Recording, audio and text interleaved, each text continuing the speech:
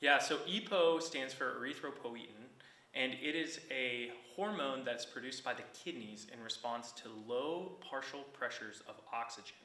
And so when your kidneys detect very low levels of oxygen concentration, their natural response is to increase the production of erythropoietin, which is a hormone that's going to stimulate the production of new red blood cells. The reason this is so valuable is because it is feeding back to increase the amount of oxygen that can be delivered to the tissue. So in effect, the process would be low oxygen levels. The kidneys detect that as your blood travels through it. They then produce EPO, which is erythropoietin.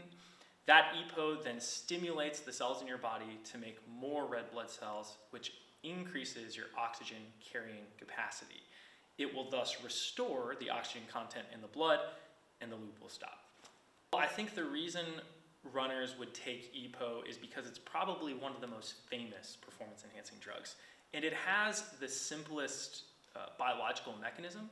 So when we think about other things that might work, for example, like testosterone or growth hormone, they are going to increase muscle mass. And we know that if you have a higher mass, it's going to reduce performance.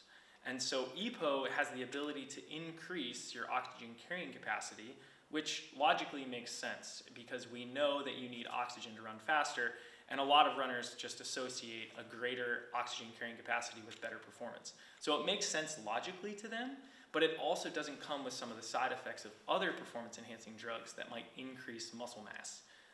The quickest thing that's going to happen is an increase in plasma volume in response to the greater red blood cell concentration or density. So it's going to cause your stem cells to produce more red blood cells.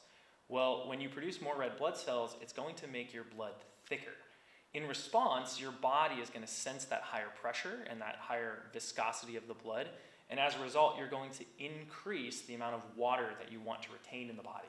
So you're going to see an increase in both initially the number of red blood cells, but then secondarily the number of just fluid that your body is retaining to try and balance that concentration shift, because we know that water is going to follow high concentrations. We increase our red blood cells, we increase our water. The reason that's important is because it's going to drive up pressure in the system. That is going to place undue stress on the heart. So you're going to have higher filling pressures into the heart, as well as higher afterloads, which is the pressure that the heart has to push against. As a result, the left ventricle itself, which is the primary machine that pumps blood to the rest of the body, is going to become thicker and stronger.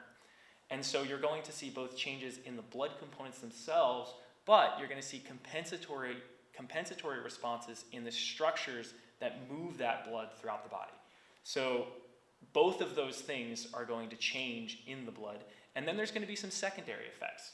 So because you have higher red blood cell content, you're probably going to have an inflammatory response. You're introducing a chemical into the body that ought not be there. You may turn off the natural processes that produce EPO. And both of these things are going to have those potentially long-term consequences that we know can be associated with taking EPO. So short term is going to be high blood pressure. Your blood pressure is probably going to go up almost instantly. You might have clotting disorders instantly. So I think even in the short term, you'll almost definitely see a higher risk for things like stroke, pulmonary embolism, blood clots in the leg. Any type of clotting disorder will probably increase with taking something like EPO. The other thing you're probably going to see in the long term is a higher risk for things like a heart attack or a myocardial infarction, because you might have a higher likelihood of a clot, because the blood is thicker. That is going to increase that pressure that the heart has to push against to move that fluid through the system. You might even see higher pulmonary pressures, which would be even worse, because your lungs are very delicate in terms of their structure. They deal with much lower pressures than the left side of the heart. And so there's going to be structural changes in your heart that may or may not be reversible, which is why I would never, even if it were legal, encourage somebody to ever take it, because it's going to be more detrimental than it will to enhancing your performance.